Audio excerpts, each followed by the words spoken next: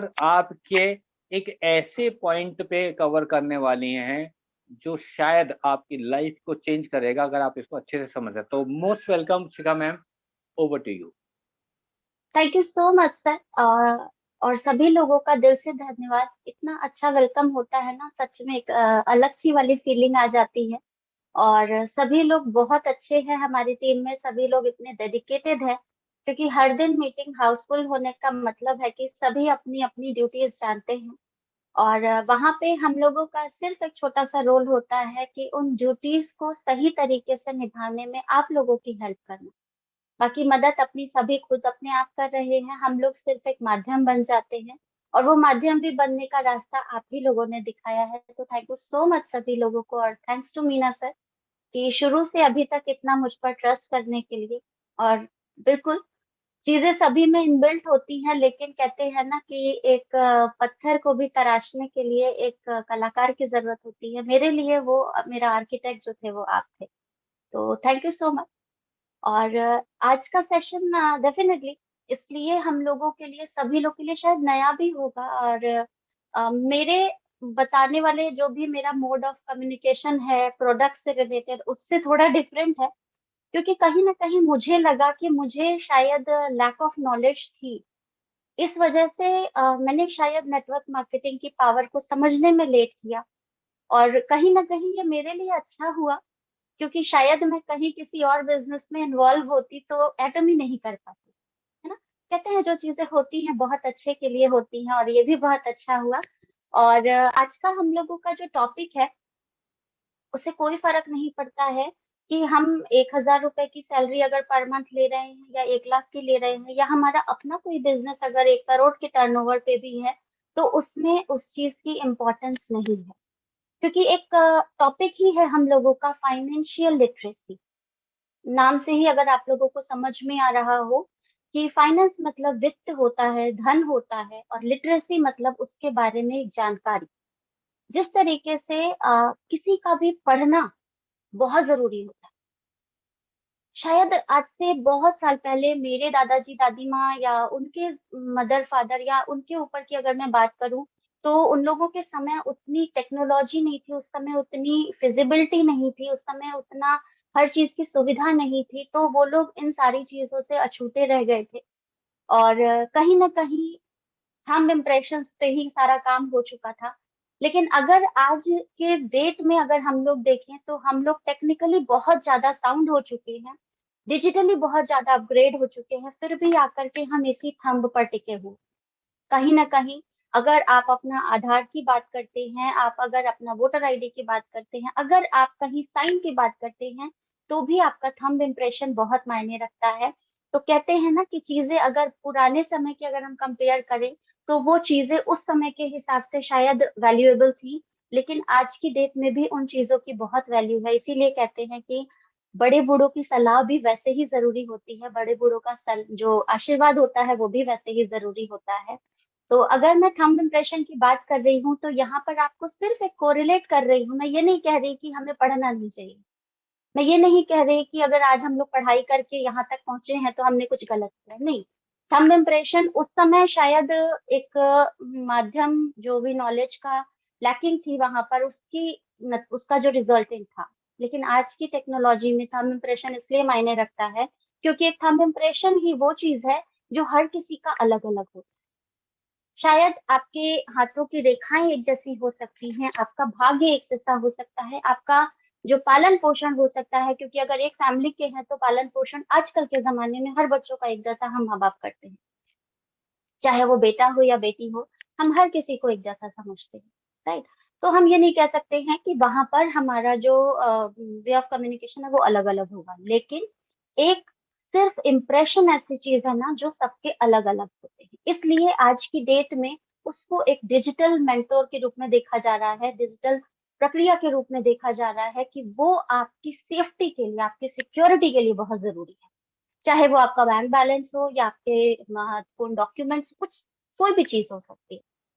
लेकिन एक समय था जब आपके पास अगर कुछ भी जमा पूंजी होती थी ना, तो पहले के जमाने में लोग क्या करते थे, घड़े में भर करके उसको कहीं जमीन में रख देते थे। है ना। या कहीं किसी पोटली वोटली में बांध करके किसी कुएं में रख देते थे। फिर थोड़ा सा और अपग्रेड हुए तो साहूकार या जो जमींदार होते थे उनके पास वो लोग रखते थे, या अगर उनसे पैसे लेने होते थे तो कुछ चीजों को गिरवी रख दिया जाता, यानी जो एक फाइनेंशियल स्टेटस थी ना वो लिमिटेड थी। आज की डेट में क्या है, आज की डेट में हमारे पास बहुत सारी सुविधाएं हैं। अगर मैं एक बात करूं कि क्यों जरूरत होनी चाहिए हम सभी लोगों को फाइनेंशियल लिटरेसी की, क्या हम सिर्फ बैंक से अगर रिलेट कर ले तो क्या काफी नहीं होगा? तो मैं एक चीज यहाँ पर सभी लोग को कहूँ कि अगर जो हमारे दादाजी दादी माँ ने या उनके जो भी पेरेंट्स रहे होंगे, उन्होंने जो वो अपना मनी कलेक्शन किया था, चाहे दीवार में डाल डाल दिया हो या घड़े में रख दिया, जैसे भी, क्या वो उनके कभी काम आया था? मुझे तो नहीं लगता कि उनके कभी काम आया होगा, क्योंकि कहते हैं कि जो अर्थ है हमारी वो एक्सेस में घूमती रहती है, तो वो मनी कहीं ना कहीं फ्लोट हो जाता है, वो लोग जहां रखते थे वहां नहीं मिलता था। मतलब सीधा सीधा कहने का ये है कि जब आपको उस अर्थ की जरूरत पड़ती थी, उस धन की जरूरत पड़ती थी, तो वो आपके काम नहीं। सिमिलरली, अगर आप किसी जमींदार या साहूकार के पास अपनी कोई भी चीज गिरवी रखते थे, तो या तो आप उस कर्ज में ही डूब जाते थे, वो ब्याज कभी चुकता ही नहीं होता था, पता नहीं कौन से इंटरेस्ट से, सिंपल इंटरेस्ट तो शायद नहीं लगता था, वो कंपाउंड इंटरेस्ट भी लगता था कि नहीं लगता, पता नहीं, वो अलग ही जो उनका इंटरेस्ट लगता था, कि जो बंदा कर्ज लेता था वो शायद मर जाता था, उसके बाद उसके बच्चे जो है वो बंधुआ मजदूर की जिंदगी भी जीते थे। ऐसे चलते रहता था। फिर आया हम लोगों का फेज, जिसमें हम लोग किस पे डिपेंडेंट हुए, बैंक से। हम अपनी जो भी सेविंग्स होती थी उसको सेविंग अकाउंट में करते थे। धीरे धीरे अगर वो छोटा सा एक बैंक बैलेंस के रूप में इकट्ठा होता था तो हम उसे एफडी करा देते। बहुत ज्यादा खुश हुए तो एफडी करा दिया। अब मान लीजिए हमने एफडी करा तो दिया एक पर्टिकुलर अमाउंट समय के लिए या पर्टिकुलर इंटरेस्ट बेसिस पे, जैसे भी हमने उसको कराया, और अचानक से इमरजेंसी पड़ती है, तो क्या वो एफडी हमारे उस समय काम आती है? क्योंकि अगर सर्टेनली किसी चीज से इसको कोरिलेट सभी लोग शायद करके देखिएगा, कहीं ना कहीं हम सभी के जीवन में ऐसी व्यवस्था हुई होगी कि शायद हमारे पास अमाउंट रहा भी होगा, बट हम उसे यूज नहीं कर पाए। रीजन कुछ भी हो सकता है। आपके पास उस समय वो जो भी आपने जहां पर भी उसको सेव करके रखा हो, उसको एक्सेस करने के लिए उतना टाइम नहीं हो, या कुछ भी एकदम अर्जेंट बेसिस रहा हो तो आपने उसको नहीं कर पाया। सीधा सीधा कहने का मतलब ये है कि अगर आपके पास पैसा है तो उसे बाउंड करके रखना, it's not just an option. हाल ही की बात है, अभी सोशल मीडिया पे भी ये शायद जो पोस्ट था बहुत ज्यादा वायरल हुआ था, सुनकर तकलीफ भी हुई थी। फैक्ट कितना था मैं नहीं जानती उस चीज के बारे में, लेकिन मैंने पढ़ा था लता मंगेशकर जी का निधन हुआ था, तो उन्होंने, अगर वो पोस्ट वाकई रियल रहा होगा, उनके खुद की कथनी अगर रही होगी, तो उन्होंने लिखा था कि मैंने अपने जीवन काल में इतना पैसा कमाया कि मैं खाली 5 स्टार होटल्स में ही घूमी हूँ, 7 स्टार होटल्स में घूमी हूँ, और आज मैं इसी दलिया और खिचड़ी पे निर्भर हूँ। वो समय था जब मैं साड़ियों की दुकान पे न जाकर के साड़ियों की दुकान मेरे घर पे आती थी, बनारसी साड़ी की हर वैरायटी मैंने भरी, लेकिन आज मैं इसी हॉस्पिटल के गाउन में हूँ। वो समय था कि जब मेरे पास हर सुविधा थी, मेरे हेयर ड्रेसिंग के लिए कोई आ रहा था, मेरे किसी काम के लिए अलग अलग सारी चीजें थी, मतलब दुनिया भर की उनके पास सारी सुविधाएं थी, लेकिन आज इस हॉस्पिटल के उस बेड से सिर्फ मैं रह गई हूँ। यानी कि हर चीज रहते हुए भी आपका पैसा काम नहीं आता। क्या लता जी के पास पैसे की कमी थी? नहीं। रिसेंटली एक और मैसेज मैंने पढ़ा था कि एक चाइना की लेडी थी, उसको कुछ बीमारी हो गई थी और वो बहुत ज्यादा पैसे वाली थी, करोड़पति अरबपति, वो पता नहीं क्या थी। तो जब उसको डॉक्टर ने बोला कि आपको ये बीमारी है और आपके पास सिर्फ 3 दिन है, वो अपने घर गई, अपने पास उसका जितना पैसा था वो लेकर के आई और हॉस्पिटल में इस तरह से बिखेरने लगी और रोती जा रही थी और सिर्फ यही कह रही थी कि मैंने ये पैसा क्यों कमाया मेरे अपने इस समय के लिए, और आज मेरा यही पैसा मेरे काम नहीं आ रहा है। तो सीधा सीधा सभी लोगों को कहने का मतलब है कि पैसे को सेव करना is not a good option for your money. उस पैसे को फ्लूड करना, मतलब लिक्विड फॉर्म में, कैश फ्लो के रूप में कई अलग अलग तरीके से जमा करके रखने के बजाय उसको कैश फ्लो के रूप में आप लिक्विड अगर बना करके रख सकते हैं, तो वो सबके लिए जरूरी है। यहाँ पे एक चीज और मैं आप सभी लोग को कहूंगी, क्योंकि मैं कोई कॉमर्स डिपार्टमेंट से नहीं हूँ, मुझे बिल्कुल भी उस चीज के बारे में पूरी नॉलेज नहीं है, लेकिन जहां तक मैं एक मध्यम वर्गीय घर की एक हाउसवाइफ, एक वर्किंग वुमन, एक टीचर होने के नाते आप सभी लोगों को ये इन्फॉर्मेशन शेयर करना चाहती हूँ कि कभी इस तरह की जानकारी देने का ये मतलब बिल्कुल भी नहीं है कि आप लोगों को मिसगाइड करना, लेकिन इस सेशन का मतलब ये है कि अगर आप लोग, क्योंकि आजकल मैंने भी सोशल मीडिया करने जैसा बताया, बहुत सारे सोशल मीडिया से लोग मेरे साथ जुड़ते हैं और इतनी सारी तरह की पॉन्जी स्कीम्स लेकर के आते हैं, तो मुझे लगा कि हम सभी लोगों को ये चीज जानना जरूरी है कि एक छोटा सा एक इंस्टेंट बेनिफिट हो सकता है कि आपको लगे कि एटोमी में इतनी मेहनत अगर हम कर रहे हैं तब जाके कहीं हमारा 3,964 का बिल बन रहा है, यहाँ पे मैं 400-500 रुपए लगा रहा हूँ, अरे डबल हो जा रहा है, 4 टाइम्स हो जा रहा है। उनका तो लाखों का बन रहा है, कुछ नहीं करना है, सिर्फ एक अमाउंट लगा करके छोड़ देना है, नॉन वर्किंग में, वर्किंग में पता नहीं कहाँ कहाँ से पैसा आ रहा है। तो उस चीज के लिए मेरा इस सेशन को बनाना थोड़ा जरूरी लगा कि कृपया अगर आप उस चीज के बारे में पूरी तरह से नॉलेजेबल नहीं है तो ऐसी स्कीम्स के चक्कर में ना पड़े।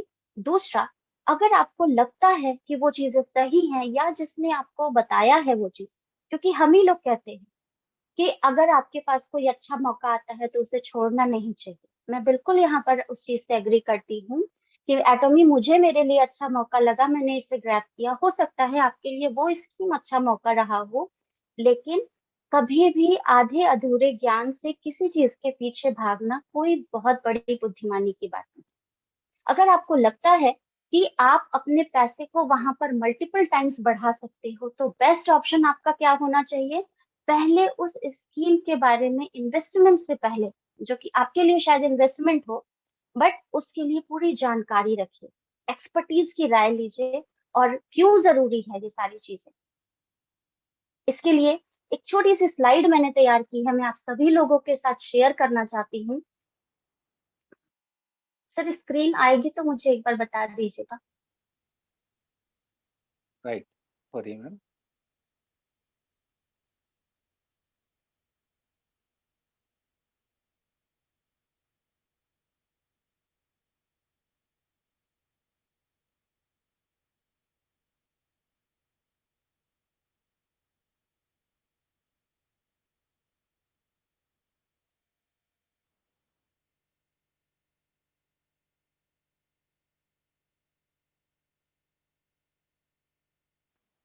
फाइनेंशियल लिटरेसी जो मैंने आज का टॉपिक लिया है, इसके बारे में आप लोगों को सिर्फ अपने शब्दों में मैं कुछ चीजें बताना चाहूंगी जो मैंने समझी है कि हम सभी लोगों का इसके बारे में जानकारी क्यों जरूरी है।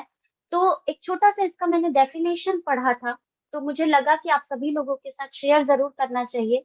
दिख भी रहा होगा, आप चाहें तो इसका स्क्रीनशॉट भी ले सकते हैं। मतलब मैं आप लोगों को समझाऊंगी कि financial literacy is the ability to understand and effectively use various financial skills, including personal financial management, budgeting, and investing. Financial literacy is the foundation of your relationship with money and it's a journey of learning. सीधा सा संपर्क है आप लोगों से कि financial literacy क्यों जरूरी है, क्योंकि आज अगर मैं एक हाउसवाइफ भी हूँ तो मैं जब मेरे स्टार्टिंग मंथ में जैसे ही हमारी सैलरी आती है तो हम क्या करते हैं, हम पूरे महीने का बजट तैयार कर लेते हैं। किसके लिए कपड़े खरीदने हैं, कितनी ग्रोसरी में जाना है, कितना मेरा दूसरे कामों में लगेगा, कितने में रेंट जाएगा, कितने में मुझे क्या चीज करना है। मतलब पैसा अकाउंट में ट्रांसफर हुआ नहीं कि हम पहले ही उसकी बजटिंग कर लेते हैं। क्यों? अगर नहीं करेंगे तो वो पैसा कब खत्म हो जाएगा और कुछ जो जरूरी काम है वो शायद नहीं हो पाएंगे। और अब वहां पर बचता है हमारा महीने का लास्ट डे। आते आते एक जो मीडियोकर फैमिली होती है, जो बहुत अमीर है उनकी बात मैं अभी नहीं करूंगी, लेकिन जो एक मीडियोकर फैमिली होती है उनका जो स्थिति होता है वो ऐसा होता है कि कब ये महीना बीते और फिर से 1 तारीख है, 20 से 25 तारीख और 25 से 30 तारीख। 20 से 25 की हालत हम लोगों की ऐसी होती है कि अरे ये खत्म होने वाला, और 25 से 30 में होता है कि अब कुछ इमरजेंसी ना आ जाए, अब कुछ इमरजेंसी ना आ जाए, हम यही मनाते हैं। तो क्यों ना हम इसका एक ऐसा सोल्यूशन लगाएं कि हम इसको कॉम्प्रोमाइज की लाइफ से हटा करके एक अच्छी वेल डिजर्व लाइफ हम एक्सपेक्ट करें। क्या हम इस चीज को सुधार सकते हैं? क्या हम अपने बजट को इस तरीके से नहीं बना सकते हैं कि जितना हमारा महीने का खर्चा आ रहा है उसको वेल डिस्ट्रीब्यूट करने के बजाय हमको उसमें से कुछ एक अमाउंट हम अपने उस पैसे को कहीं अलग से इन्वेस्टमेंट टाइप में रखें? कर सकते हैं हम, डेफिनेटली हम सभी कर सकते हैं। तो यहाँ पर है कि आप ही का पैसा, लेकिन उसको खर्च करने का तरीका कैसा होना चाहिए। क्योंकि हम ही लोग आज एक समय में ये कहते हैं ना, जो क्योंकि हमारा जो वर्ग है ना, ये सिर्फ दो पार्ट में बटा हुआ है, खास तौर से इंडिया में अगर देखा जाए। एक वो वर्ग है जो अमीर है, और एक वो वर्ग है जिसमें हम लोग आते हैं, एक मध्यम वर्गीय या गरीब वर्ग। अमीर और अमीर होता जा रहा है और गरीब और गरीब होता जा रहा है। रीजन कुछ नहीं है, सिर्फ यही लैक ऑफ फाइनेंशियल लिटरेसी है। अमीर किसी भी रिस्क को लेने से नहीं हटता है। क्यों? क्योंकि उसके पास फाइनेंस है। अब वो फाइनेंस शायद उसकी फाइनेंशियल लिटरेसी की वजह से आया हो, या उसका रिस्क लेने की वजह से आया हो उसके लाइफ में, या किसी भी अपॉर्चुनिटी को गेन करने से पीछे ना हटने में आया हो। कोई भी रीजन हो सकता है, या उसका हेरिडेटरी बिजनेस हो, कोई भी, ऐसा कुछ भी हम कह सकते हैं। हमें लगता है कि कोई एक दिन में अमीर बन गया है, बहुत आराम से हम कह देते हैं कि अरे उसकी तो किस्मत बहुत अच्छी है, अरे वो चांदी के चम्मच पे पैदा हुआ। लेकिन हो सकता है कि अंबानी के घर में पैदा हुआ बच्चा चांदी के चम्मच पे पैदा होकर, क्या अंबानी ने शुरुआत में भी वैसे ही जन्म लिया था?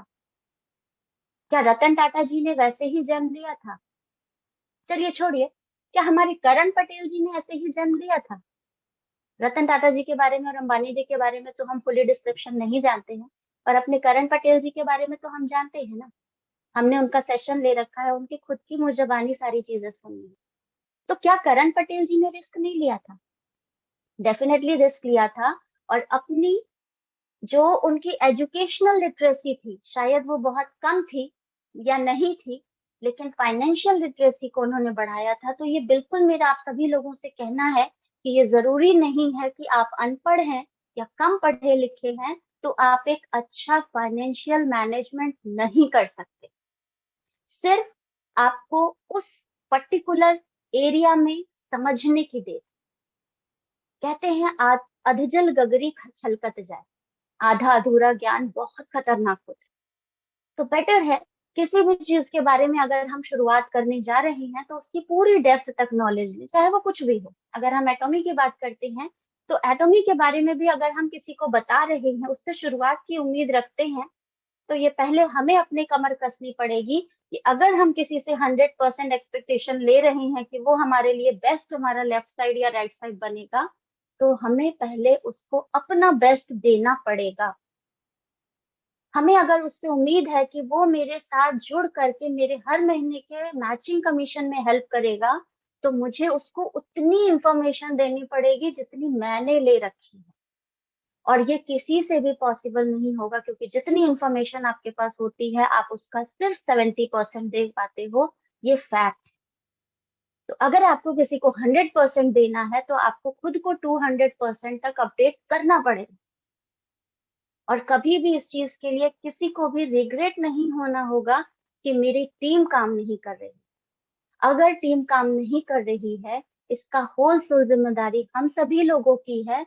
कि हो सकता है कि उसका फाइनेंशियल लिटरेसी जो है वो कहीं ना कहीं कमजोर हो। शायद जो दूरदृष्टि हम एटॉमी में देख पा रहे हैं, हम जो मैनेजमेंट देख रहे हैं, हम जो इन्वेस्टमेंट देख रहे हैं, उसके लिए वेस्ट ऑफ मनी है। तो हमें क्या करना है, हमें उसको उसके बेनिफिट्स को बताना पड़ेगा। उसकी वेस्टिंग जो चीज उसके दिमाग में बैठी हुई है ना, उसको इन्वेस्टिंग दिखानी पड़ेगी। हमें उसके बजट को बताना पड़ेगा कि ये आपके बजट में किस तरह से फिट हो रहा है। ये सारी चीजें भी फाइनेंशियल लिटरेसी का एक हिस्सा है।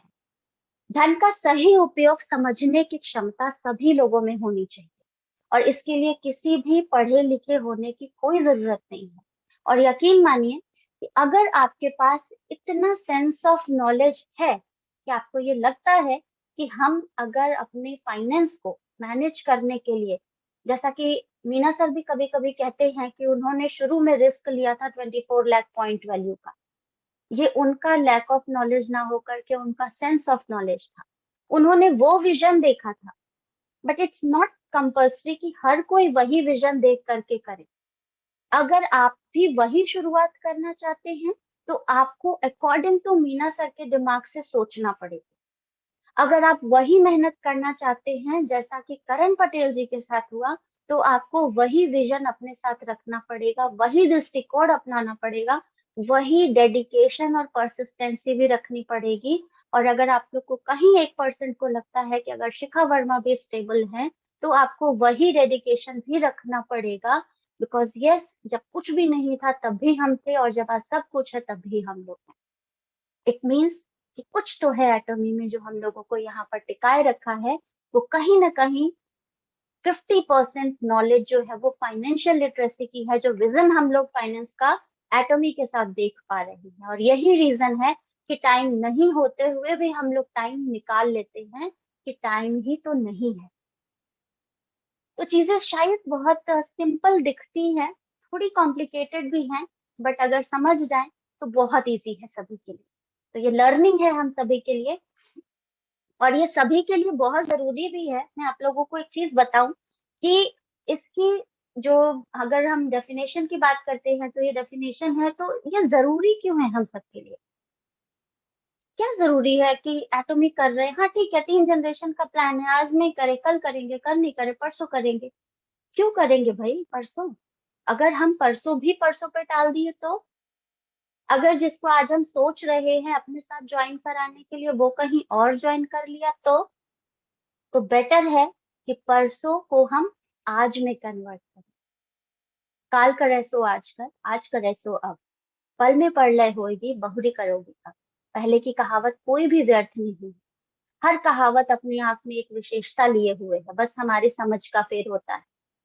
तो यहाँ पर क्यों जरूरी है, मुझे जो लगा उसके हिसाब से हम लोगों को इसकी जरूरत इसलिए है क्योंकि अगर आपका फाइनेंशियल लिटरेसी मजबूत है, अगर आपको 1% भी वो बजटिंग समझ में आती है कि मेरा महीने का 10,000 रुपए अगर मुझे मिल रहा है तो मैं 8,000 को अपने खर्चे में इन्वॉल्व करूं और 2,000 को इन्वेस्टमेंट करूं। अब वो इन्वेस्टमेंट कुछ भी हो सकता है आपका एसआईपी हो सकता है, बहुत सारे तरीके, आपका म्यूचुअल फंड हो सकता है आप एटमी के पैसे को एटमी में इन्वेस्ट कर सकते हैं, हो सकता है आप प्रोडक्ट खरीद करके उसको रिटेल करके बाय कर सकते हैं, दोबारा से बाय कर सकते हैं। इन्वेस्टमेंट के तरीके बहुत से हो सकते हैं, लेकिन उसके लिए पहले आपको अपना बजट मैनेजमेंट आना चाहिए। 10,000 मिल रहे हैं तो 10,000 का पूरा पूरा खर्चा मत खर्च करिए, कुछ अमाउंट को रखिए अपने पास, उसको सेव मत करिए, उसको फ्लो करिए, उसको ऐसे करिए कि वो आप ही के काम में आए। मेरे नॉलेज के हिसाब से मुझे लगता है, जो ये मैंने इसलिए बना रखा है कि मुझे फाइनेंशियल लिटरेसी की जरूरत इसलिए है क्योंकि इससे मेरा सेल्फ मोटिवेशन होता है। मेरा एटॉमी का जो भी पैसा मुझे मिलता है हर महीने, मैं उसको उसी परचेजिंग में इन्वेस्ट करती हूँ। अगर वो मेरी मैचिंग 8,000 की आती है, मेरी 20,000 की आती है, मेरा वो पूरा का पूरा पैसा उसी में जाता है, चाहे वो सेल्फ के लिए हो या ग्रुप के लिए हो या किसी ऐसे साइड के लिए हो जहां पर मेरी पॉइंट वैल्यू शायद किसी तरह से कम पड़ रही है तो उसको मैनेज करने के लिए हो, या मेरी किसी मेंबर को अगर जरूरत है वहां पर पॉइंट्स की तो उसको देने के लिए हो। यानी कहीं ना कहीं वो एक इन्वेस्टमेंट है मेरा, मेरे बिजनेस में, बजट प्लान। अगर मैंने आज एटॉमी में अपने प्रोडक्ट के लिए अपने पैसे को इन्वेस्ट किया है तो मुझे ये पूरा का पूरा पता है कि वो कहीं से भी नुकसान नहीं है मेरा। फायदा कितना होगा ये हम सभी की मेहनत पर डिपेंड करता है, लेकिन नुकसान हम में से किसी का भी नहीं है। चाहे वो आप अगर इस तरीके से देख लीजिए कि अगर आप अदर एमएलएम्स की बात करते हैं तो वहां पर आपका प्रोडक्ट स्टॉक हो जाता है, हमें नहीं करना है। अगर हम प्रोडक्ट को बाय भी कर लेते हैं, अगर हमारे पास प्रोडक्ट ज्यादा भी हो गया है, हमारा कंज्यूमर बेस नहीं बन पा रहा है, तो भी अगर आप उसे सेल्फ कंजम्पशन के लिए भी रखते हो तो कहीं से आपको कुछ नुकसान नहीं है, बिकॉज नेचुरल प्रोडक्ट्स हैं, आपकी सेहत के लिए अच्छे हैं।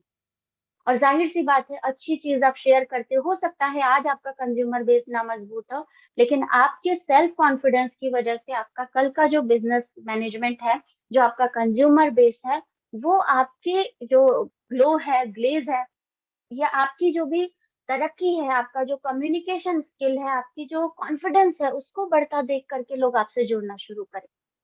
लेकिन अगर आप खुद ही अपने बिजनेस को लेकर के रोते रहोगे तो कोई आप पर बिलीव नहीं करेगा।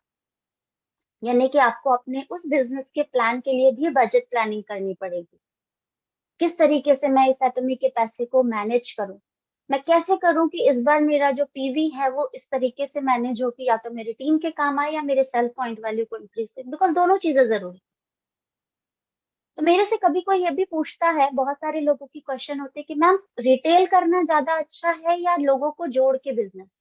मैं उनको दोनों बेनिफिट बताती हूँ कि अगर आप रिटेल करते हो तो आपका सेल्फ पॉइंट वैल्यू इंक्रीज होता है, अगर आप पॉइंट टीम्स के थ्रू करते हो तो आपका अर्निंग होता है। यानी कि दोनों तरफ, कहते हैं ना, पांचों उंगलियां घी में सर कड़ाही में। मैंने कहा फायदा अपना दोनों तरफ से ही। अब डिपेंड करता है कि अगला कौन सी लैंग्वेज समझता है, अगला डिस्काउंट वाली लैंग्वेज समझ के कंज्यूमर बन के काम कर रहा है कि आपके साथ जुड़ करके आपकी मल्टीप्लिसिटी को बढ़ा रहा है, आपको डुप्लीकेट करने में हेल्प कर रहा है। तो डिपेंड करता है कि आपके साथ वाला कैसे उस चीज को समझता है। कंजम्पशन हैबिट, अपनी चीजों की जो भी आदतें हैं, मैं ये नहीं कह रही कि अपनी चादर को मत फैलाइए या अपने आप को सिर्फ उतना रखिए जितनी आपकी चादर है, लेकिन अननेसेसरी के खर्चे, अननेसेसरी के शो ऑफ्स को हम कम कर सकते हैं। जो काम इस महीने जरूरी नहीं है उसको हम अगले महीने या स्किप भी कर सकते हैं। अननेसेसरी किसी को दिखाने के लिए कि उसने वो कपड़ा पहना तो मुझे भी खरीदना है, या उसके पास वो चीज है तो मुझे भी दिखानी है, या उसके पास अगर 4,000 की चीज है तो मैं 8,000 का खरीद के दिखाऊंगा, ये नहीं होना चाहिए। बिकॉज ये भी कहीं ना कहीं आपकी फाइनेंशियल इलिटरेसी का प्रतीक है, टू शो ऑफ समवन। ऐसा नहीं होना चाहिए। पैसा है अगर तो उसे अंडरस्टैंडिंग के साथ उसको इन्वेस्ट करना, वेस्ट नहीं करना है, चाहे वो आपका टाइम हो या आपका फाइनेंस हो। डेप्ट एडमिनिस्ट्रेशन, आप अगर कर्ज ले रहे हैं, कर्ज लेने का मतलब किसी पर्टिकुलर पर्सन से ही नहीं होता है, कई बार क्रेडिट से भी होता है। हम लोग क्रेडिट कार्ड्स पर काम करते हैं आजकल, बहुत आराम से कह देते हैं ना क्रेडिट कार्ड है ना, बट नेवरदलेस आप नहीं जानते हो कि आप जिस क्रेडिट कार्ड पर आज इतना कूद रहे हो, कल को उस क्रेडिट कार्ड के बिल को भी भरना आप ही को है, अदरवाइज पेनल्टी लगनी शुरू हो जाती है। ये सारे एक तरह से दिखावे हैं जो कंपनी आपको खींचने के लिए आपको देती है कि आप इतना अगर इसमें करोगे तो ये बेनिफिट होगा, वो प्रॉफिट होगा, ये है वो है। आज आप 1 लाख का खरीदते हो, 4 लाख का क्रेडिट लेते हो तो इतना आपको परसेंटेज। वो सारी चीजें सिर्फ आपको भ्रमित करने के लिए है, हम उस चीजों में फंस जाते हैं, राइट। तो क्रेडिट वगैरह या जो डेप्ट भी है, या अगर आप किसी से कर्ज ले रहे हैं, आप लोन ले रहे हैं, तो वो भी उसी तरीके से लीजिए जितना कि आप चुका सकते हैं, या अपने मल्टीपल इनकम सोर्सेज को बढ़ाइए। एक्टिव सोर्सेज अगर नहीं है तो आपके मल्टीपल इनकम सोर्सेज होने चाहिए, और ऐसे सोर्स होने चाहिए जिसमें आप फुल ऑन अपना काम कर सकें। ऐसा ना हो कि मल्टीपल सोर्स ऑफ इनकम फैलाने के चक्कर में ना आप एक तरफ के रहें या दूसरी तरफ के। कहते हैं ना, एक सारथी अगर 10 घोड़े चारों दिशाओं में, 10 दिशाओं में लगा देगा तो वो कहीं नहीं जा पाएगा। बेटर है कि उसके 10 घोड़े एक ही डायरेक्शन में हो और सारथी उसको लेकर के जाए तो बेहतर तरीके से पहुंचा सकता है। तो ये भी है आपका सेविंग्स।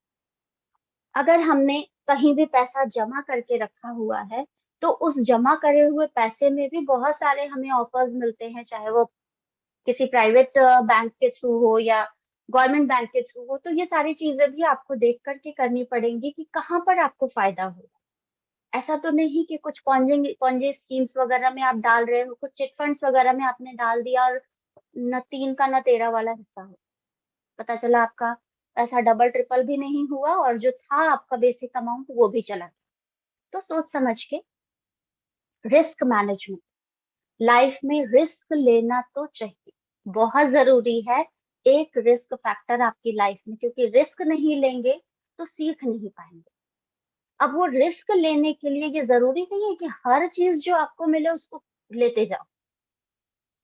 रिस्क लेने से पहले भी उस चीज के बारे में, मैंने जैसा पहले ही भी बोला कि अगर आपके दरवाजे पे कोई ऑफर आता है और आपको उसके बारे में कोई भी इंफॉर्मेशन नहीं है, तो जरूर आपके आसपास में आपका कोई एक ऐसा ट्रस्टवर्दी पर्सन होगा जिस पर कि आप बिलीव कर सकते हो। आप उस एक्सपर्टीज से सलाह लीजिए। फिर भी नहीं समझ में आता है तो आप गूगल पे सर्च करिए, तब भी नहीं समझ में आता है तो उस चीज को छोड़ दीजिए। क्योंकि ये जरूरी नहीं है कि हर चमकने वाली चीज सोना हो, हर ऑफर अपॉर्चुनिटी हो, it doesn't mean golden opportunity knock the door at once जरूर होता है, लेकिन उस एट वंस में भी जो है आपकी खुद की दिमागी सूझबूझ काम आनी चाहिए। किस चीज को आप अपना अपॉर्चुनिटी समझ रहे हैं, है ना। इन्वेस्टमेंट सभी के लिए जरूरी है, वेस्ट से बेटर है इन्वेस्टमेंट। कैसे करनी है, अलग अलग तरीके भी है आजकल की डेट में, इतना सारा ऑप्शन है हम लोगों के पास।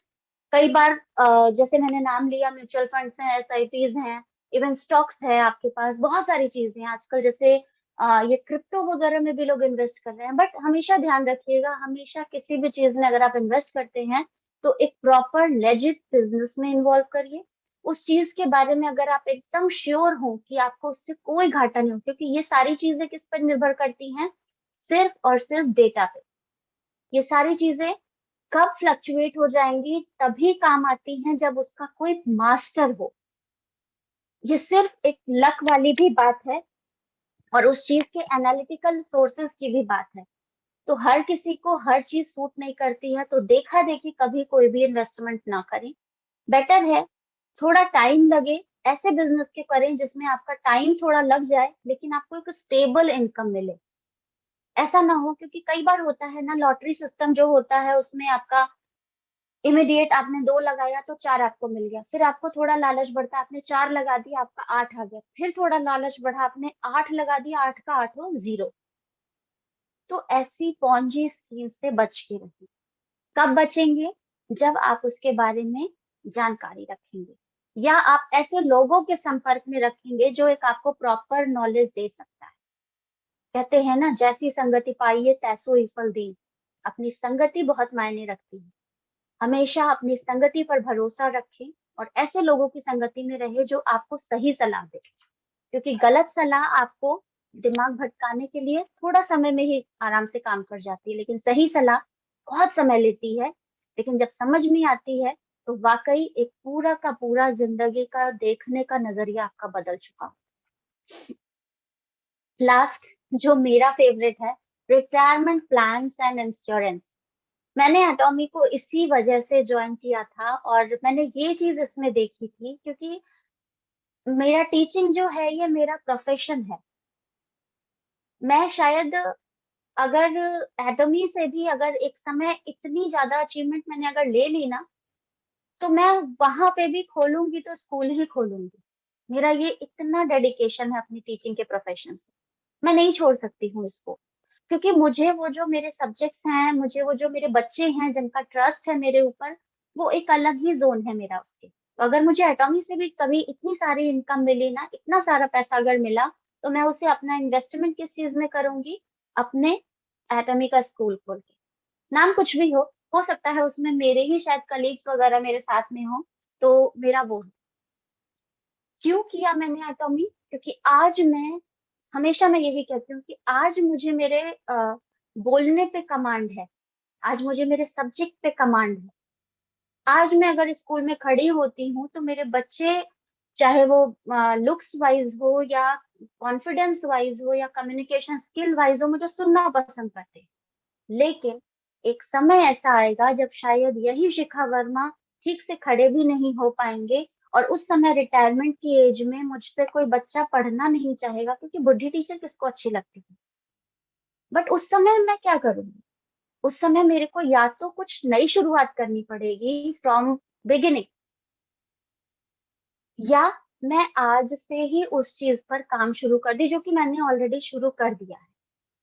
अब वहां तक पहुंचते पहुंचते at the age of 58 to 60, जब मेरी रिटायरमेंट की एज होगी, तो यस ऑफ कोर्स मेरे पास एक स्टेबल बिजनेस होगा जिसके लिए मुझे कोई शुरुआत करने की जरूरत नहीं होगी, मुझे किसी को मुंह देखने की जरूरत नहीं पड़ेगी कि कोई मुझे पैसा दे तो मैं अपना खर्च चलाऊं। या क्योंकि जॉब ऐसी है, जैसा मैंने सभी लोगों को बताया, कि हमारे पास पैसा आता है और उसके हिसाब से डिस्ट्रीब्यूट पहले हो जाता है। ये काम करना है, वो काम करना है, क्योंकि जितना आप कमाते हो ना, उसके हिसाब से आपके खर्चे बढ़ जाते हैं। याद कीजिए, जब आपके घर पे आपके पिताजी 1,000 रुपए अगर कमाते थे, तो आपका जो रहन सहन था उस 1,000 रुपए के हिसाब से था। आज अगर आप और आपके हस्बैंड मिलकर के 40-50 हजार रुपए भी पर मंथ कमाते हो, तो आपका और आपके फैमिली का रहन सहन वही 40-50 हजार। जो करोड़ों कमा रहा है ना, उसके रहन सहन का तरीका उसके हिसाब से, यानी कि जितना पैसा आता है ना, हमारा लाइफस्टाइल उस हिसाब से चेंज हो जाता है। तो यस, उस समय मैं जा करके अपनी लाइफस्टाइल नहीं चेंज कर पाऊंगी, क्योंकि एक सूखा पेड़ जो होता है वो टूट सकता है लेकिन झुकेगा नहीं, है ना। तो ऑब्वियसली मुझे एटॉमी इसलिए समझ आई कि yes, at the same time मेरे पास एक बी प्लान तो है। हमेशा मैं कहती हूँ कि फ्यूचर में जाकर के फ्यूचर को हम सेफ नहीं कर सकते हैं, बेटर है उसके लिए प्रेजेंट में वर्क करना। पास्ट को हम कुछ नहीं कर सकते, जो समय बीत गया ना उसको हम नहीं सुधार सकते हैं, लेकिन आज जो चल रहा है, today is the best day to work on. कल क्या होगा, सो के उठेंगे नहीं उठेंगे कोई नहीं जानता, लेकिन आज का दिन जो हम जी रहे हैं ना, ये हमारा पूरा आउटपुट होना चाहिए।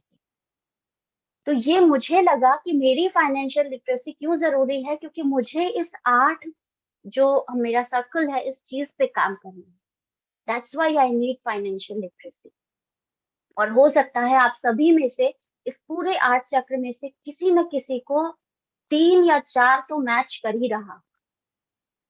अब दूसरी चीज यहाँ पर आती है इसके फायदे। ऑलरेडी बहुत सारे फायदे आप लोगों को यहाँ पर दिख चुके हैं कि इसका क्या क्या फायदा हो सकता है। और सबसे मेन फायदा आपको ये भी दिखेगा कि अगर आप फाइनेंशियल लिटरेट हो जाते हैं, आपको मैनेजमेंट आ जाती है, तो लाइफ जीने का तरीका अलग हो जाएगा सब। एक काम हम करते हैं, कई बार उसी काम को करते हैं, और हर बार हम रिजल्ट डिफरेंट चाहते हैं। हम प्रोस्पेक्टिंग करने जाते हैं उसी तरीके से, मेरी कंपनी ये है, मेरी कंपनी का कैरी और कोलमार से रिसर्च एंड डेवलपमेंट मैन्युफैक्चरिंग है, मेरी कंपनी 12वें नंबर पे ये है, वो सेम लैंग्वेज हम सभी लोगों को बताते हैं। और हम उनसे उम्मीद करते हैं कि ये इमीडिएट फर्स्ट डे में 10,000 पॉइंट कर ले, 3 लाख पॉइंट कर ले, 7 लाख पॉइंट कर ले। क्यों भाई? जब आप एक ही तरह से समझा रहे हैं, तो आउटपुट अलग अलग क्यों एक्सपेक्ट कर रहे हैं?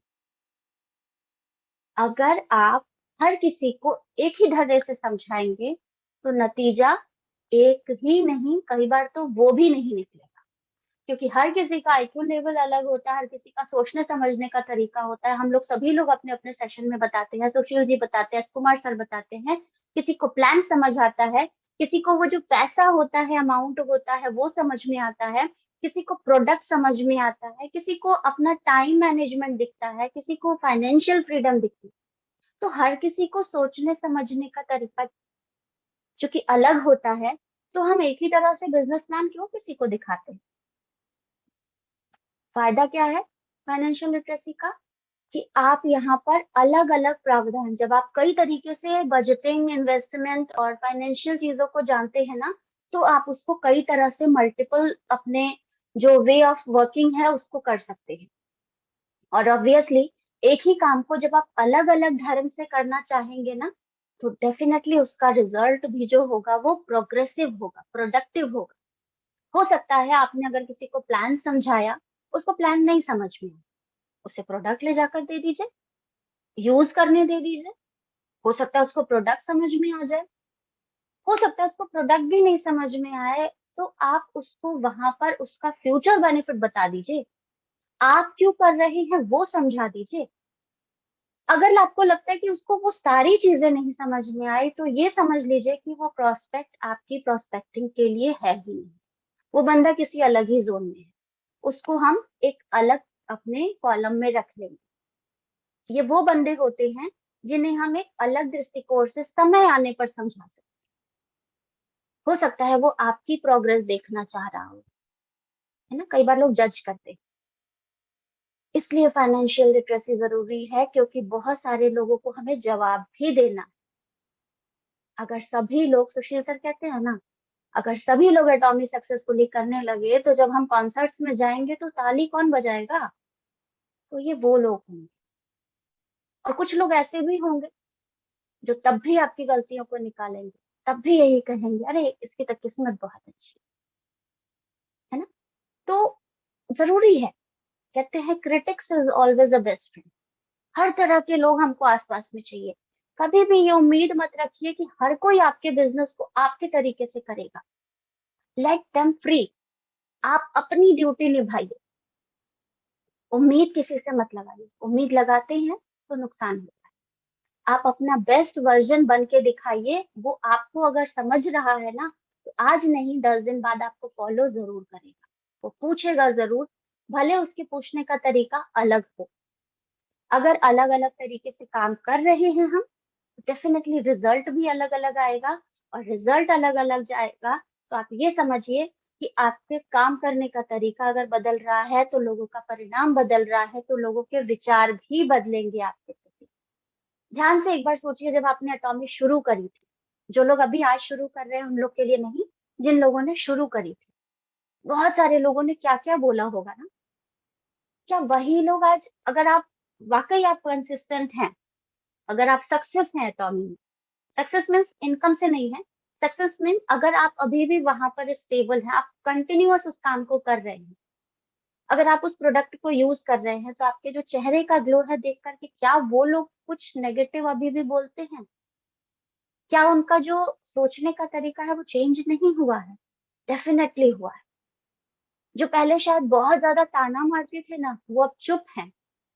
अगर वो कुछ बोल नहीं रहे हैं ना, इसका भी मतलब है कि वो आपकी तरफ कन्विंस हो रहे हैं।